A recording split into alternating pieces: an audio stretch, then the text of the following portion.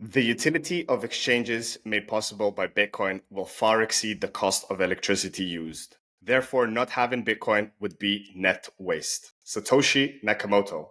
Welcome back to What is Your Bitcoin Story with your host, Gigi. And today we have another remarkable guest joining us. Cody Ellingham, the host of the Transformation of Value podcast, exploring the broader changes taking place in New Zealand and the world. His podcast fosters open and constructive conversations about Bitcoin, its role as the future of money, and its impact on the economy, art, and culture. Cody combines his background as a creative director and artist with his fascination for Bitcoin. And with that said, let's jump right into Cody's Bitcoin story. Welcome to the show, Cody. Thank you for having me, Gigi. Well, it's a pleasure having you on. And I guess, as I told you off the record, I want to take this episode a little bit more unconventionally and not just kick it off with what's your Bitcoin story question, but kind of share with the listeners how we actually met, which was a couple of weeks ago in BTC Prague. I casually walked down. I saw you chatting to Ioanni Appelberg outside. And next thing you know, we sat down at the barbecue table and got chatting. So I want to kick off the question. How did you experience BTC Prague and how was that overall for you? Yeah, so thank you. That was a really incredible experience for me. And as we were mentioning before, it was actually my first time in Europe. So I think there couldn't have been a better city than Prague to go and begin my journey through Europe. And I was really lucky. I got to know Matias and some of the organizers of the conference when they were in Tokyo last year. And I sort of got a really good impression of the work that's happening over that way and in the Czech Republic. And I had a few friends and a few things fell into place. So I was able to make my way over there. And I guess from the beginning, just before we even get to the conference, the city itself of Prague really is quite incredible. If people haven't been, I highly recommend it. It's just got so much history. But also, within that history, there's elements, I think, of things that Bitcoiners can really relate to in terms of the history of totalitarianism, along with communism, issues with politics and all of these things that Bitcoiners are really interested in. This is something that the Czech people have been through. And so deep down, it feels like they kind of get Bitcoin at a fundamental level in a way that maybe some other countries don't. So I think to start off with that's sort of what you're coming into with it. But then the conference itself is really well organized, really excellent venue that's got all the facilities you need. And really the conversations, obviously, you always come away with, these meetings and these conversations that really turn into quite phenomenal relationships over time. And, us meeting and having a big chat for a couple of hours over drinks was one example of that. So, yeah, I mean, overall, it was great. I mean, I managed to catch a couple of the talks. There was one in particular by a Czech game developer who talked about freedom and some of the issues they're having with freedom of speech in the Czech Republic, which I found really interesting. The expo hall was really good as well. But yeah, for me, the highlight was meeting people like yourself and talking about Bitcoin and this project we're all participating in. Yeah, no, definitely. I mean, at these big conferences, it's kind of it's a tough choice. Do you want to go see these speakers live or do you want to go network with people? Usually it outweighs. It's better to go network with people because if you don't, you're gonna miss so many chances, and you can always go back to the talks and listen to them at home in your own time. And the amazing thing is at Bitcoin only events is kind of the fluidity and the ease of talking with everyone. It's like meeting old family members that you never knew existed, right? It's the conversations that get going and the new ideas that come around. I always highly recommend to everyone to attend these conferences, especially in this kind of modern day age where we're kind of living in this digital realm and everybody's just sitting in front of their computer screens. We are social creatures at the end of the day, and going out there and experiencing things for ourselves and engaging with other fellow Bitcoiners in person, to me is just priceless. Yeah, and there's a bigger project here, Gigi, which I think is this.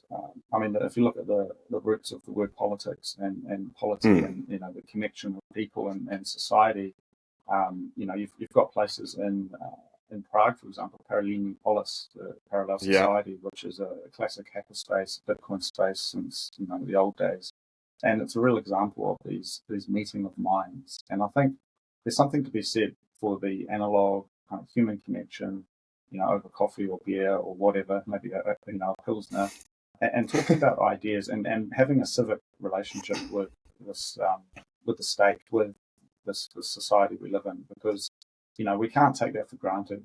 The importance of conversation and the freedom we have to still have those conversations, because it's certainly not a guaranteed thing. And so the ability to talk through these complex ideas, that there's something very attractive about that, and I think that's the energy you're referring to. People aren't just there to casually network and kind of be transactional. There is this deepest search for knowledge. It's a philosophy, really, a love of knowledge, a love of finding what is the truth here, and it attracts people, it brings people in, and we have these conversations. And I think one day we will look back, that lobby area, sort of that central area in the BTC Prague. I think we'll look back and be like, man, the conversations that happened there went on to change the world. The conversations that happened on the barbecue tables outside, they went on to change the world. And we maybe laugh about it, but really there is a lot of these relationships being built. And there's something really quite fantastic about that. No, for sure. And I mean, on the contrary to other conferences where people usually go to sell their goods or services on kind of Bitcoin conferences, it's more kind of to discover more things about yourself and ways how you can collaborate and help to build a better future together, instead of looking at intrinsic values and kind of what can I get out of this, which is a nice contrast. Yeah, I think that there's one thing to be said, though, with in terms of, I guess, the business side of it, is that there's a lot of projects that are within the Bitcoin world, whether it's mining or hardware wallets or open source projects, etc. And those are obviously really important. But there is a bigger project, which I've been thinking about a lot, which is the inclusion of, I guess, the real economy of goods and services, things that are out there, things that we use every day, within Bitcoin, and sort of the bridges between those. And I think the theme of this year's conference, Matthias was telling me, was to build level up. Level up. But obviously, maybe building bridges was last year. But the idea of connecting and building these bridges is really important. And I think that, for me, stands out as really maybe one of the next big steps, is bringing in the productive economy into the fold. And that's whether it's manufacturing or food or just kind of commodities, things that we use, and having those priced in Bitcoin, having those even perhaps only available in Bitcoin. Because if you look at the way economies emerge and the way currencies emerge, you're demanding payment for something in certain currency, and so the other party has to get their hands on that currency. And at the moment, in a lot of cases, that's not really happening with Bitcoin. You can pay with any currency. Bitcoin is welcomed and maybe discounted, or in most of the world, Bitcoin can't really be used for that purchase just yet. And so I think there's a real call to action for manufacturers, people who are actually running businesses, etc., to use Bitcoin, and then to be able to save in Bitcoin and reap the benefits of the value that they can store with their Bitcoin. So I guess longer term, I'm looking forward to how that bootstraps and how that emerges. I don't think we've seen anything like it ever. So it's sort of new and novel, but that those businesses and those services starting to just be in the Bitcoin economy, and then that's such a much bigger world.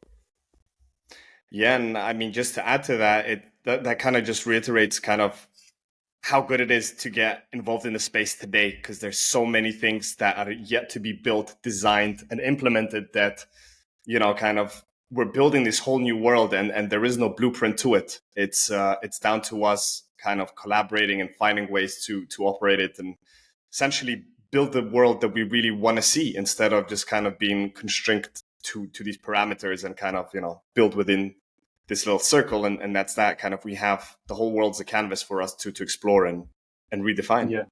Yeah. And I think that's part of the energy that you feel when you're having these conversations, is there's a real sense of forward thinkingness and optimism for the future.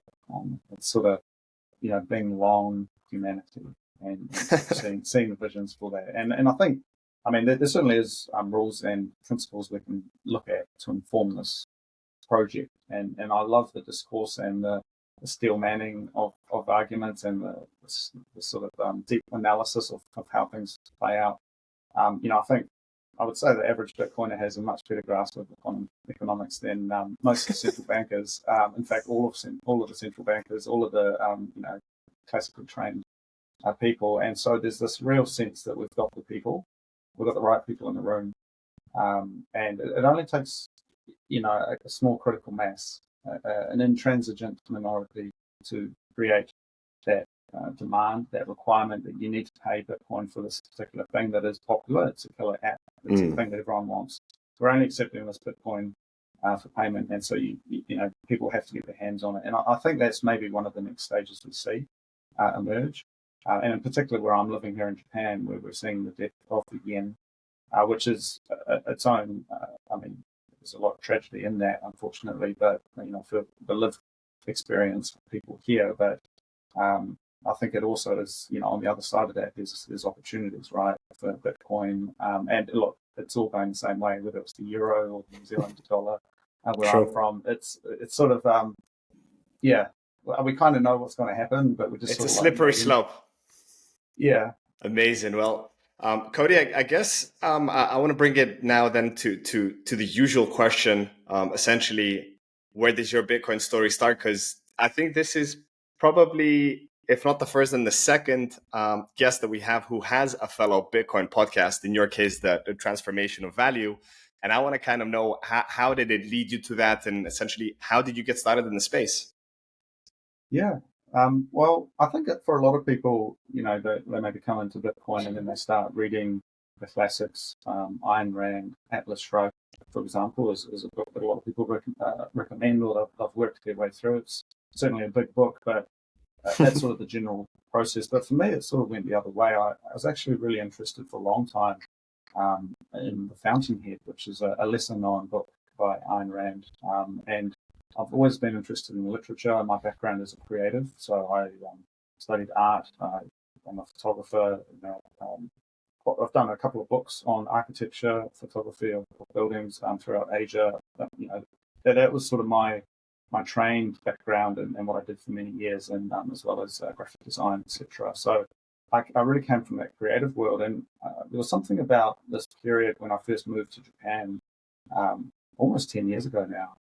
When I was sort of searching, I think young men go through this period, and we were talking earlier about King, Warrior, Magician, Lover, this book that I recommend. It's sort of looking at the archetypes of the South and what young men can look to as they grow up and as they encounter the realities of the world. And for me, going through that project, that period of time, I was a voracious reader. Got into the Japanese classics, got into world literature, just read everything I could get my hands on. And The Fountainhead really stood out to me reading that. And are you familiar with The Fountainhead? Have you read that? No. So, in short, it's the story of this young architect who sort of feels like he's got this vision for a new form of architecture, new form of building, but it's sort of like a very profound desire to create these buildings in a certain way. And everyone sort of says, you can't do that. And sort of denies that vision, but he does it anyway, and he sticks to his guns. And it's a really profound story of that kind of knowing the way and following the way, despite what people say and what people do. And in a way, I think that really maps onto Bitcoin and this kind of long-term thinking, these kind of values that we really aspire to. So I kind of got a lot of that before I got to Bitcoin, and I was really interested in Austrian economics. I used to listen to a lot of Mises Institute stuff. I used to look at, just in my free time. I enjoyed studying that. And I never really got exposed to Bitcoin though at that time. And it wasn't until much later, and in particular during the COVID era, that I really went through a lot of synthesis of these ideas that I've been studying. Theoretically, I've been studying the state. I've been studying, what the role is of central banking and how this all works, and then kind of connecting that with my own artistic practice as I was trying to create meaning. And I always had this thing where I really didn't want to sell out and do the TikTok and the short clips. I was only interested in creating good work, at least in my subjective opinion. Low time preference. Low time preference. So I kind of had the building blocks there, and then COVID happened, and New Zealand really went through a hard time.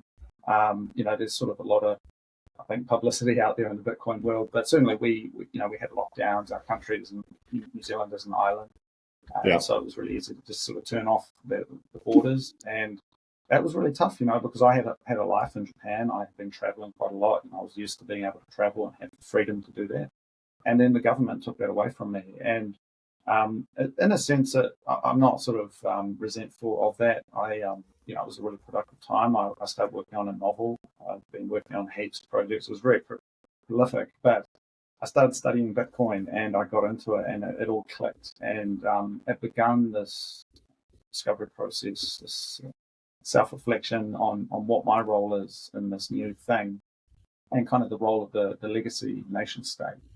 And I think that one thing led to another, and then I realized that there was a synthesis of my creative work, because I'd always been interested in storytelling and creating imagery and these kinds of things, and then connecting that with Bitcoin. And that's where the genesis for the Transformation of Value, my podcast, came from.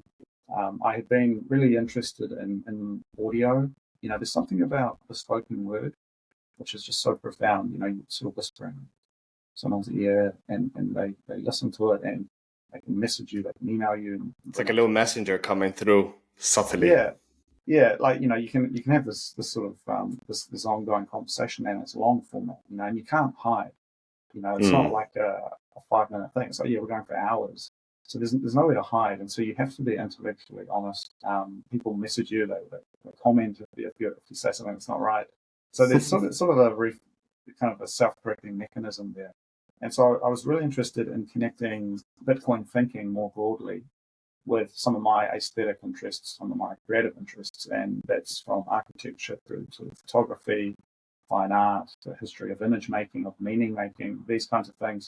Because there's certainly I think a profound connection between politics, technology, and images. We have images that go with technology, and we have images that go with politics. And so what is the imagery of, say, this new Bitcoin world? What is the visual culture of it? Because I think at the moment it's still a lot more kind of engineered. It's kind of technical, it's logical. It doesn't have that right brain, creative brain kind of thing where it's emotionally speaking to something. And even though it's kind of an unemotional thing, it's just code. I think humans desire something on a social level to kind of grab onto. And as I said, the Fountainhead or Atlas Shrugged are these works that are very emotive and profound.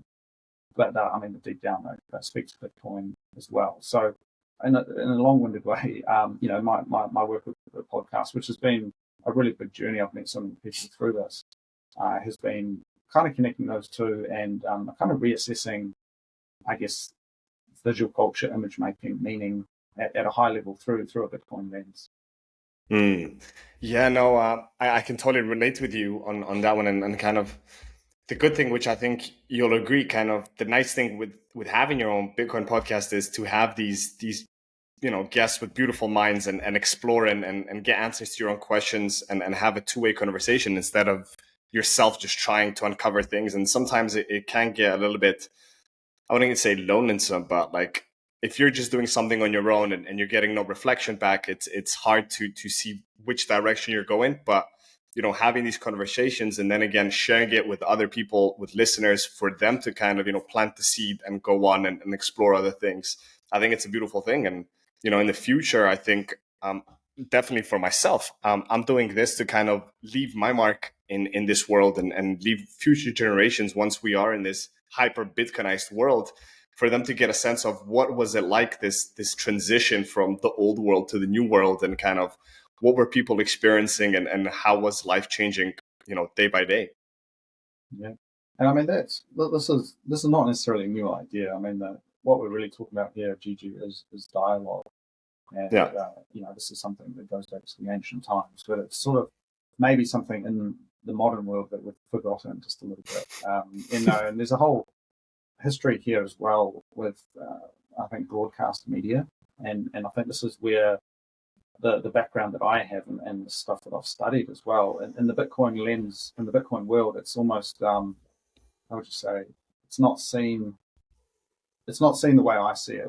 That is to say, I come from a culture studies background, from a creative background, very artistic, and for us, we always studied the history of media, and you look at broadcast media, it's one to many, and that necessarily affects the way political messaging and narrative is disseminated. But now we are moving maybe towards more of an open web, more of a dialogue, more of a many-to-many kind of situation. And so that has kind of, it affects, and it is affected by this system. So I think being able to talk about that and kind of unpacking the meta structure of these kinds of things is really important. And that's where I think there's a beautiful synergy between the kind of energy, logical, I think it's the left brain. It's either left or right. I think it's the left brain. Yeah, the left brain, logical mind. And then that kind of creative mind, which kind of tries and connects the dots and sees things in the gestalt of this project of humanity. Because, ultimately Bitcoin is a technology, but it's a human thing as well. And so both of those together, it's the transformational value, how it all unfolds. Well, going back to your podcast, so I guess, how did you get started? Did you just decide, how did the idea come through? Or was it just kind of someone, I don't know, a close circle of friends kind of pushed you to do it? Or you knew from the beginning that this was a format that you wanted to kind of explore? Oh, probably a bit of all of the above. So we had this period of these lockdowns and very chilling effect in New Zealand, and limited communications. Yeah, we had a hard time, and I was able to go to a Bitcoin meetup, which was one of the first ones that happened since for like 2 years, and it's called BitKiwi, so it's run by my friends in New Zealand, and I went to this meetup, and it was like suddenly I met these guys, and that who were just really on the same page, and we had this kind of thing going, and then that started growing, and I thought, well, look, we've got to keep these connections going. And New Zealand is two, I don't know if you've been, but it's these kind of two big islands, very, very long, slender country. And so sometimes, people have to fly in from other parts of the country. It's sort of hard to keep in touch sometimes. And so we decided, well, why don't we do like a video call just to kind of sync up when we're not having a meetup? And I decided, I might just host it, and I might record it. And so actually the first Bitcoin podcast that I did was just recording this kind of connection, this conversation between these Kiwi Bitcoiners. And that became the first episode. People really loved it. And I sort of tried to evolve it from then. And I try to keep that ethos though, Gigi. I try to make sure that I'm always looking at things through a New Zealand lens, because it is my home. I don't live there at the moment, but it is my home. And it's a small country. It's like 5.5 million people, and it's sort of, it gets forgotten. It gets sort of lumped in with, other countries. It's sort of just down at the bottom of the world. But I'm very optimistic about what Bitcoin can do for New Zealand, because it isn't doing too well economically, I'll be honest. It's sort of struggling a little bit because, again, it's just at the bottom of the world, small population. But Bitcoin could really be a transformative thing for it. And so I'm really looking at bringing that lens to it, but also talking to a global audience. So most of my listeners are global. So sort of, trying to balance those two worlds of, talking to my fellow countrymen, but also talking to the world and trying to create those bridges. So I've got a sense that Cody is slowly planning to build a citadel down in New Zealand now in the coming years. Possibly. I mean, it's certainly I'm a traveller, and I think, I was in the old world, as I said, my first time in Europe with BTC Prague, and I went to a place called Heidelberg in Germany. I don't know if you've been there. No. And they've got an old castle, Schloss Heidelberg, very beautiful old castle. It's probably one of the greatest castles. The one in the woods, the one that looks like a Disney castle. No. Not that one, but it's sort of it's pretty much looks like, yes. It's very beautiful, but it's a little bit damaged, so it's sort of been through wars and things. But when we talk about citadels, I'm sort of curious that you've got the wall building, you've got the castle building, you've got this kind of siege mentality. But for me, the citadel is the free port. It is the open ocean. It is the place where people meet, and I think, certainly artistically and creatively, I'm really keen to explore what that looks like. How do people come together? How do you prosper together? because New Zealand's already a citadel, man. That's like hours and hours and thousands of kilometers away from anywhere. So it's sort of, we've already got that going, but how do we actually connect to the world, and how do we bring it closer? And I think in a way, Bitcoin, it almost does make the world a bit smaller. You just send sats to anybody, you can connect with anybody. There's no more of these barriers. So it's an interesting dichotomy between the Citadel as a kind of image. And I don't know if you ever played Half-Life 2. No, but I know of the game. I mean, that's classic. And it's actually kind of cool. The architecture in the game is kind of Eastern Europe, Central Europe kind of inspired. But visually, there's this kind of citadel and this kind of control mechanism. But in a way, I think, man, the Citadel, it doesn't have to be a singular thing. It's almost like, it's a marketplace. It's a place where we all it's a melting pot of where people can get together and exchange ideas, kind of like what BTC Prague was a mini citadel for that weekend in Prague. And there's something I just wanted to say as well, and again, kudos to the organisers of that, Matthias and Martin. There's something that really stood out to me, and this is a bit personal, but like the amount of people I saw who just had like a real sense of humanity. The amount of people I saw who were in like wheelchairs, people with their kids, people with their wives and girlfriends, and I'm sure you get a percentage of people who may be disabled, for example, in any large group. But I found that really humbling, actually, and a little bit emotional. Just these people coming together, all walks of life, basically. It wasn't a specific demographic. It was everybody, and there was a certain sense of humanity that it's like, man, it's all good. Like we're on the camaraderie, that we're all in this together. It doesn't matter together, where you are, what's your life. Yeah, and sort of like a recognition of the fragility of human life. I don't know. Yeah, again, so I don't know how appropriate it is, but just sort of seeing that sort of thing unfold, and then also spending just time in Prague. I had a couple of quite emotional moments visiting some of the old sites. There was a church I visited that there was some shootouts with the Germans during the war, and there was these Czech freedom fighters who died for that cause.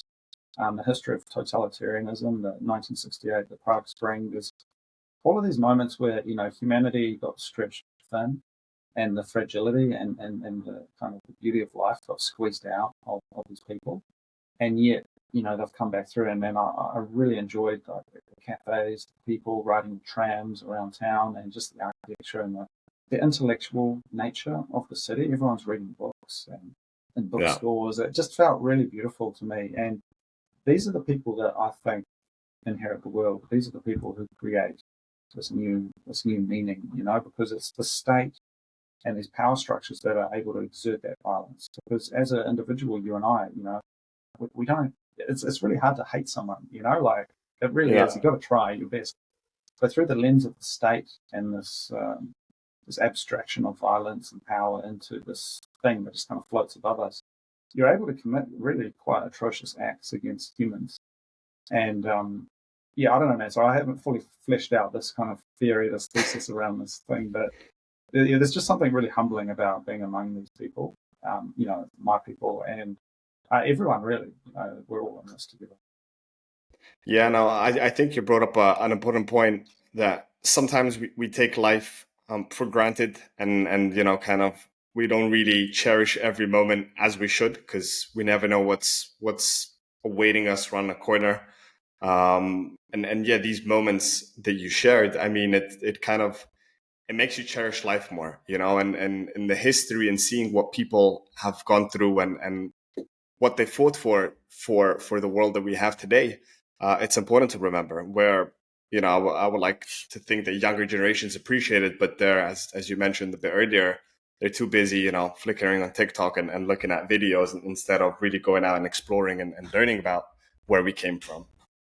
Yeah, and I think, I mean, one thing I do as a part of my daily practice is I do a lot of journaling, and throughout my travel through Europe over the last few weeks, I was keeping diaries of things. And another thing that really inspired me or sort of moved me, I went to Vienna on the way back, and I came across this small church, maybe just sort of north of Vienna with a sort of friend, and you had these war memorials out the front, and this is German, Austrian, German Axis power war memorial, and it was really quite emotional because in New Zealand we went through that same thing. First World War and Second World War in particular.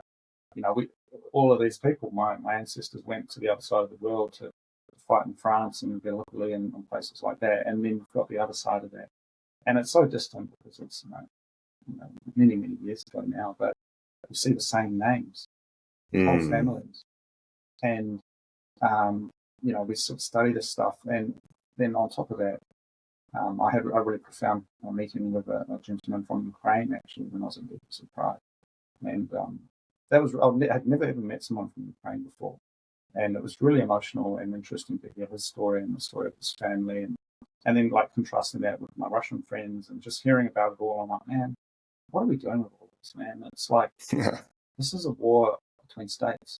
This is a war that's perpetrated by this war machine and this Fiat system. These are just lovely people, and we eat borscht and we have some vodka, and it's sort of like it's just a humanity to it.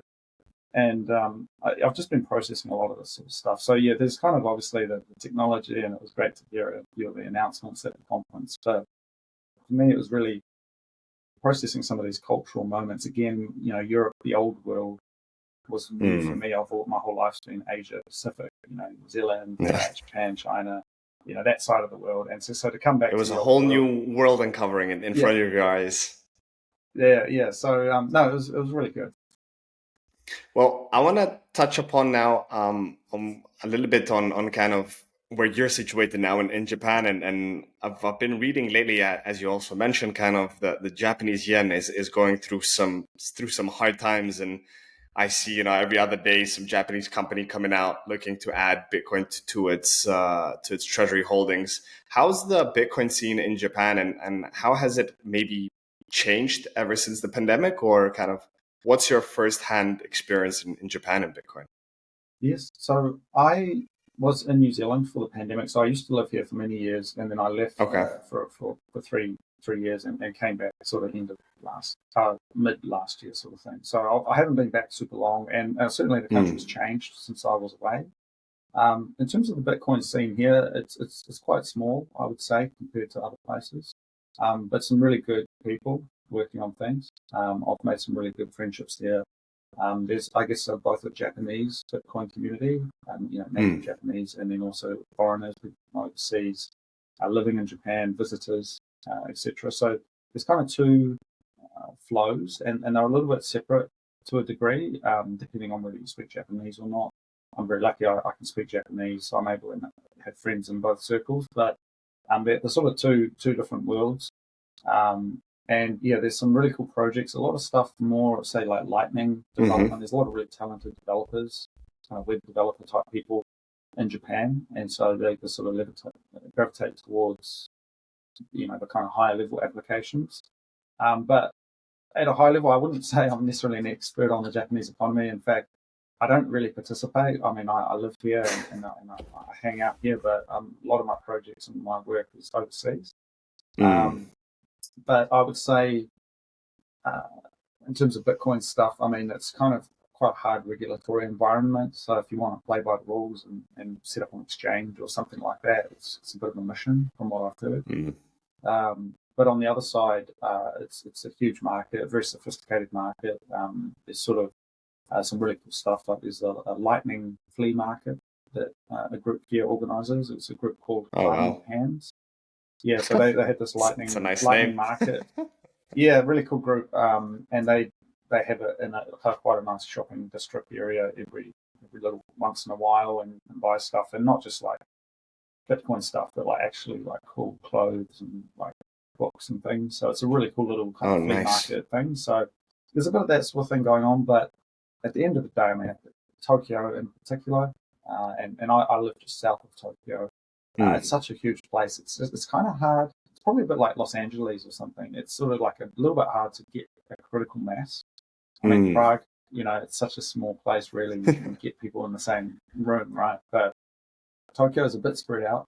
So yeah, I would say it's not sort of pumping, but there's certainly some good bones, you know, behind it. And I think in terms of the bigger question about the yen and these things, look, man, I it's a tragedy, really. I mean, the Japanese are beautiful people, and they've gone through quite a lot over the years, whether it's Yeah. earthquakes or wars or things like that. And certainly, my my connection to this place, yeah, you sort of read a lot of history about the war and things like that. And it was a long time ago, but a lot of that was driven by fiat, it was driven by empire, it was driven by state. Deep down, the Japanese are beautiful people, and they love um, family, they love creativity, these kinds of things that I think we all value. And what's going on with the yen right now, which I think last I checked, it's $1 to 161 yen, Mm. which is really quite tough. Um, that's not looking good. People are struggling to pay for things. The wages here are relatively low, and if they go overseas, people are just they're basically broke. So it's sort of this chilling effect on people traveling, trying to go overseas. The euro exchange rate's not so great either. So if you're Mm. earning yen, it's kind of hard to get out and do stuff. Sad. So yeah, but on the other side of that, I mean, people can come here and it's really cheap and affordable. So I mean, that's a positive. But one thing I will say is the amount of social cohesion here is extremely high. It hasn't always been that way, but if you look at the history of the Meiji Revolution and some of the student riots and that in the Mm. 60s, but in terms of like where it's at today, it's a very cohesive society, and a lot of these issues that you have in other countries, especially New Zealand, United States, etc., these cultural issues, you don't see that to the same degree in Japan. And I know I do look, I'm not just sort of ignorant to it, and I do look and they just have this work ethic and this relation to each other, despite the state, that I think is very wholesome. So I don't see it being like a breakdown of society or anything like that. I think it's more like it's just going to get tough, and people will just work harder. And ideally, they try and find the lifeboat of Bitcoin. And Mm. I think they are beginning to see that it could help them, but it's just trying to deprogram that. It's a bit of a mission, as you know. True. True. Well, Yeah. I think kind of Bitcoin adoption will really hit it off once times get really hard, as you said, kind of what the Japanese people are unfortunately experiencing now, because kind of in these first world countries where life is comfortable, you get your nice wage, you're not really worried about anything. It's hard to change your way of thinking and kind of adopt to this new monetary system. But then on the contrary, countries that are going through hyperinflation, to them it's like it's a lifeline to get out and essentially preserve the wealth that they have. So I think this is something, and I have a feeling it's going to be coming to Europe and everywhere. Slowly and slowly, the more the central banks print money and do careless decisions, unfortunately, the general masses will feel the pressure and they will need a way out and kind of a parallel system. So thankfully, now we have Bitcoin. Before Bitcoin, I mean, well, what was the other choice? You had some gold, but I mean, it's hard to transact in gold. It's hard to store it at home. It's hard to transport it. Like it's not the best means of preserving your wealth. So at least now we kind of have a parallel system where you can opt out of the old one and opt into a new one. And with, as we mentioned, with Lightning, I mean, it's essentially it's free to transact with anyone in the world at any time, wherever you see fit. Yeah. Well, you talk about alternatives, but really, historically, there was just one alternative, and it was to go for it, and throw it at something. It was to revolt and to fight back. And it's interesting because, as I caveated before, it's usually, Japan is a very peaceful, beautiful society, but it does have a history of violence that's profound. And Mm. again, you've got the warring period of sort of the ancient history, and more recently the 1930s. Japan went through an era of political turmoil. You had assassinations every other day, just prior to the invasion of China, Mm. and before the Pacific War. You had this really kind of very tough environment. And then sort of an echo of that in the 1960s, it was kind of anti-American sort of because I was occupied by the American forces, this kind of Yeah. student movement. So there is this pushback. People don't necessarily gravitate towards the logical option. They sort of get pushed into a corner and they become animalistic. And so I think that's where I studied culture, I studied history, I studied philosophy, can help unpack some of these things, because we can provide technical solutions, but there's also, I think, the way that you package them and the narratives and the storytelling that's really important, because if people get a whiff that things are unfair or that it's not right or that there's some sort of injustice, all logic goes out the window, and we'll see that in time and time again. And so I think that's something I'm really interested in, is telling the story. And I did a workshop actually here in Japan, and just a small workshop just in my local community. And I was really surprised. It was talking about Bitcoin, but most of the people that came were like Japanese housewives, retired, because historically they were the ones who would look after the finances. The husband would be the salary man, and the wife would look after the house. And I did this workshop at a venue, and I was really surprised. And it was like they were asking really good questions, and they were really onto it. And they were like, "Okay, so tell me about wallets and stuff." And it was kind of quite different to what you would expect. So I'm kind of bullish that there's an intelligence and a calmness here that maybe will perceive the options of Bitcoin before it gets to the point where it's really tough. Because when it starts becoming hysterical, humans take on this mob-like behavior, and it's sort of the animal spirits, perhaps you could call it. And it's really hard fight or flight. Yeah, it's hard to walk that back. And I don't want that to be. I don't think we need that. That's where you get into war. And it seems to me there's, these things tend to echo the 1930s, the turbulent period of that pre-war era. Is sort of starting to feel like it's happening now. We've got, conflicts popping off here and there. It's not really unified yet, but it's sort of little things. I think that's what we really need to be walking away from, and we need to be moving towards peace, conversation, and not appeasement per se, but I think actually making some big moves towards self-sovereignty and peace and freedom. Yeah, no, well, I guess that's what we try to push and kind of portray with the mediums that we're doing, Cody, with the podcast, to kind of share, stories and ways for people to become self-sovereign and kind of find their way in this pretty chaotic world. Podcasting is the new radio and TV, I think, in the sense that it's the medium that speaks to people.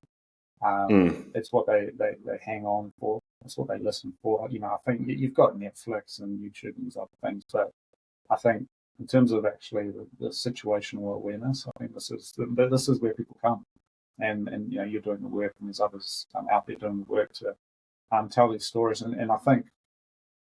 I look at, say, the history of someone like George Orwell, who was a journalist as well as a writer of fiction, and he was able to really mesh those two together and kind of tell relevant stories in a way that also spoke to people, and he sort of spoke these great things that we went through, these great trials to communism, fascism, totalitarianism through the 20th century, and I think now that in a way we've inherited that task, so we need to do our best and put on our best mask for it. Yeah. I want to take it on a little different spectrum now. So we talked about kind of the decentralized money and the freedom of finances, but now I want to talk a little bit about the freedom of communications and freedom of and decentralization of speech, which I think is super needed in today's world, where big tech media essentially control all of our data and our digital voices, if you can call it so, and kind of this upstream of NOSTR, which hasn't been, the protocol's been released just some over 2 years, and how was your experience of the NOSTR booth at BTC Prague and seeing all the incredible projects getting built there, and just kind of, interacting with people and, they use it, not just, talk about it? Yeah. I mean, overall, I'm bullish on NOSTR. There's a suite of things that would, for me, sort of fit under that freedom tech umbrella. Obviously, you've got that. You've got things like different kinds of encryption. I love things like Proton Mail, Hmm. WireGuard, these different kinds of things that you can use, and kind of new technology for um, you know, using the internet and ways of using the internet, which I think are really great. In terms of NOSTR in particular, though, yeah, I'm a big fan of it. I use it. I've been using it for a long time. I think the big thing that I'm looking out for is, again, bringing in that creative mind and looking at it not so much as an engineered solution, but as something that appeals on an emotional level and something that attracts humans together. A lot of there's certainly some challenges in terms of UX around key rotations and a few technical things, which mean it's just a little bit, the bar's just a little bit high for some people. But I know there's people out there. Shout out to Albi, who are doing a little bit of work on that to make it kind of really simple to get started. For example, and there's others who are building NOSTR apps directly that we can use. But yeah, I'm a big fan of it. I think though, looking at how we can make it so that the apps that are built on NOSTR and the protocol itself are maybe a little bit more accessible, and you can fat finger it and not lose it all, because it's sort of it sort of is a little bit of a challenge, and maybe this is an impossible task, but I think the network effect cannot be taken for granted. And so to get network effect, though, you need it to be alongside many other things. It needs to be easy to get into. Well, arguably, maybe not. Maybe it needs to be hard to get into, so you have to go and do the work to get in. I'm not quite sure on that yet. I'm sort of watching at arm's length about how that unfolds, but certainly compared to the alternatives of using Facebook, I think it's certainly a lot better. And we connected on NOSTR. Yeah. But yeah, I think the meta question actually is not so much about the technology, but like, how are we even talking? Like, what is the role of social media in the future? Because I don't know about you, but I'm much more interested in, say, my Telegram groups, my Signal groups, my NOSTR messages with people, the kind of people that I actually know, etc. Broadcasting to the world feels kind of like a bit sort of 2010, sort of, come to my Facebook party, here's the event page, that sort of vibe. I just don't know how relevant that is, man. I don't know. What do you think? Well, I would bring up another point, which I've been experiencing more and more, and which has been pushing me away from the traditional social media, maybe, the Twitter, the Facebook.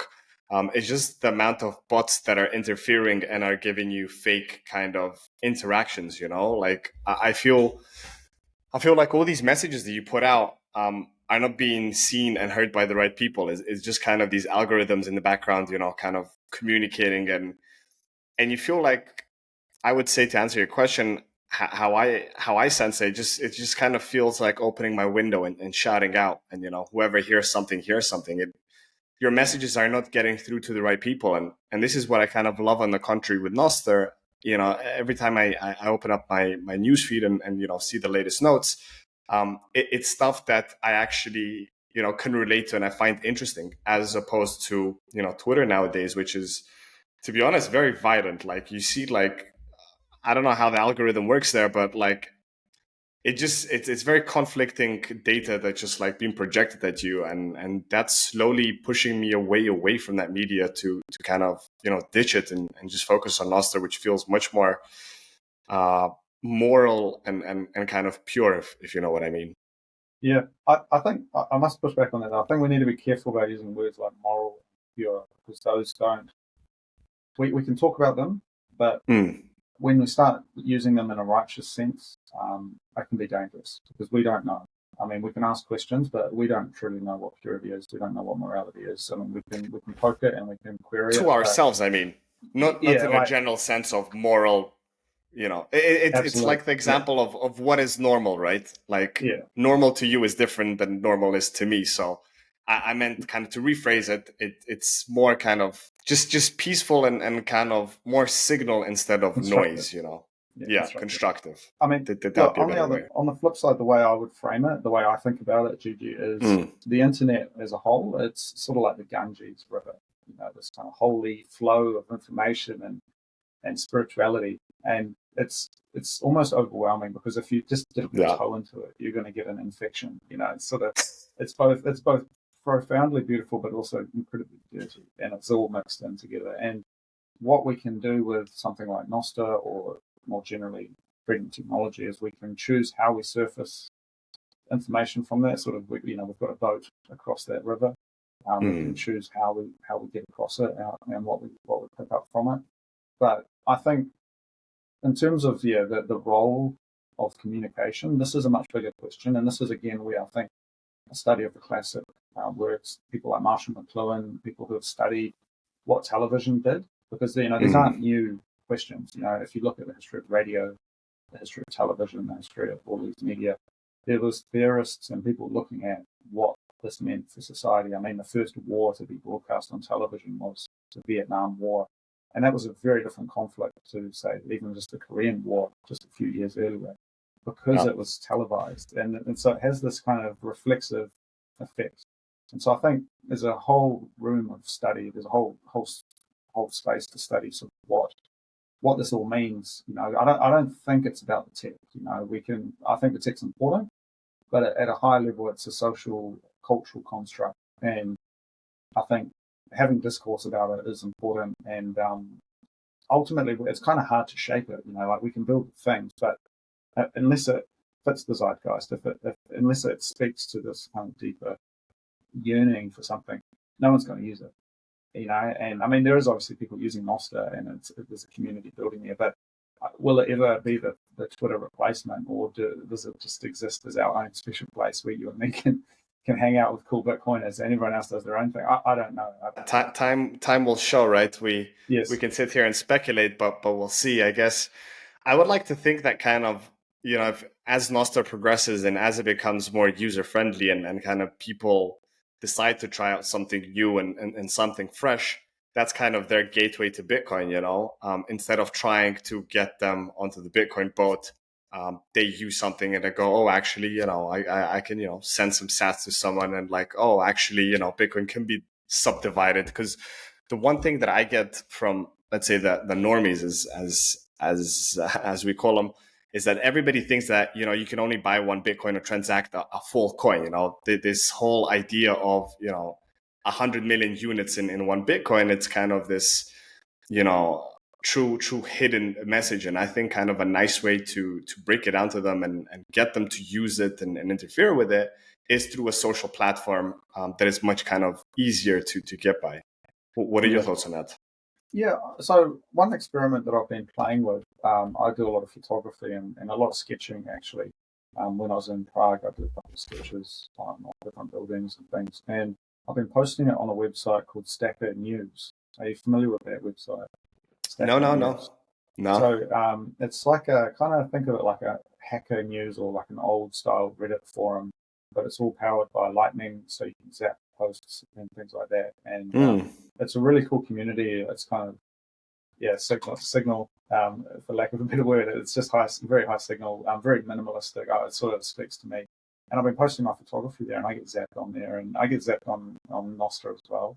So that's been really successful as an alternative to what I consider the fiat nature of the Instagram like, which doesn't really value. It's gets printed all the time. But in terms of what you're talking about with social media, I think it is important to disentangle the protocol from the applications. And I have a suspicion deep down that maybe some of the approaches to copying Twitter or whatever on NOSTR, I think that has its use case in a narrow sense for Bitcoiners to connect. But I actually think maybe some of the bigger use cases are around kind of like Telegram type replacements. Because we all know Telegram's run by the feds. It's not exactly that secure. Signal's a bit better, but I see some real opportunity for connecting things like that, which you could do in the browser, or you don't need to necessarily have an app. You can take the keys with you anywhere around the sort of smaller social circles. And I think for a lot of young people as well, people Gen Z, they have their profiles on private. They don't try and broadcast. That's kind of a millennial thing, man, to like broadcast it to the world. And so I suspect we may see an emergence of these more micro communities, kind of self-sovereign digital communities, is what I call it, where it's sort of you've got some relays, you've got some friends connected, and that's it. And they just share stuff between themselves, kind of like the way maybe a lot of Telegram groups work, but without this app and this whole federal apparatus behind it, or the Russians or whoever it is, and just a bit more decentralized. I think that's maybe a better use case. And so obviously you've got Primal, you've got Damus, you've got these different social media type apps, and I think they are useful. But I'm excited for all the other stuff that's getting built on NOSTR, just not just the social media as we know it. True. I like what you mean, and kind of what you're trying to relay with these kind of decentralized private groups between your fellow peers. And one thing with Telegram, which would be on the contrary, you don't need to register your phone number, and you don't get bombarded by ads, trying to sell you stuff, and a bunch of bots, which I think is a thing that we would all love to ditch. And of course, not even mentioning privacy. Yeah, we'll see how that holds up. I think in the face of adversaries, I just don't know if it's got the goods. And Telegram, they've tried to do Bitcoin. I wrote an article on this actually that they really fucked it up. They blacklisting addresses and everything, and it just doesn't work. So I think a Bitcoin integration that just works, the ability to zap. I'm really excited for that, and I think what we'll see is a reflection on what is the nature of social media, what is the nature of broadcast media. Having these small communities, being able to spin it up really easily. And I look forward to the day when, because I talk with my mum and my brother on Signal. We're like a family group on Signal. I'd love to see the day when that could be run on NOSTR really easily. And it's not like, oh, Mum, did you lose the keys? It needs to be. One day, I think it will. There'll be some smart UX designers out there who find a way to do it, and it works. And I think that day is going to come pretty soon. Yeah, no, I hope so too. We have a saying in my native country, from your mouth to God's ear. So hopefully we don't have to wait for another 10 years to get it that around. Cody, I'm ex-Yugoslav, so I'm half Serbian, half Slovenian. So I'm a mix of the Balkans, born and raised in Cyprus.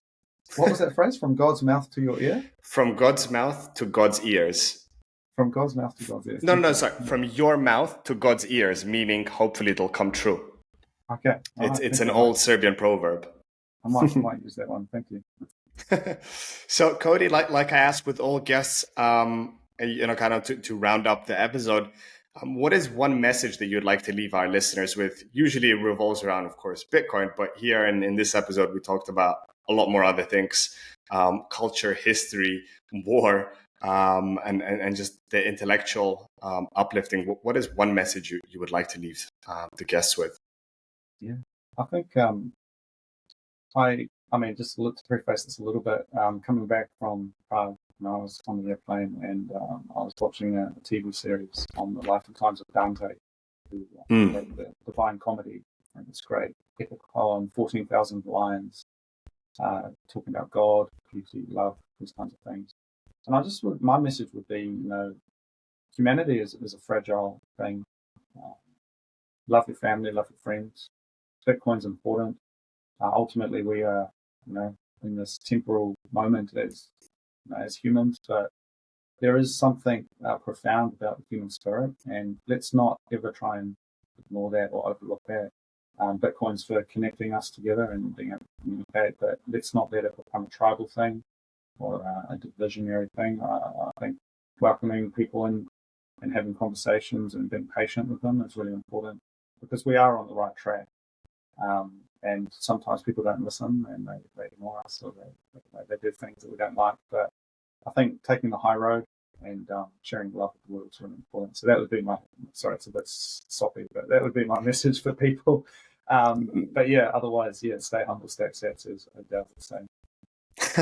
No, beautifully said. And thank you for sharing that with me and all of our listeners. Thanks a lot, Cody, for taking the time. It's been an absolute pleasure meeting you a few weeks ago, and I'm sure we'll be staying in touch for many years to come. And if you ever need any help or any support, you should know you have a good fellow friend on the other side of the pond. And I'm sure I'll be seeing you at a future BTC Prague event, and maybe we can go tour some European cities together. Yeah.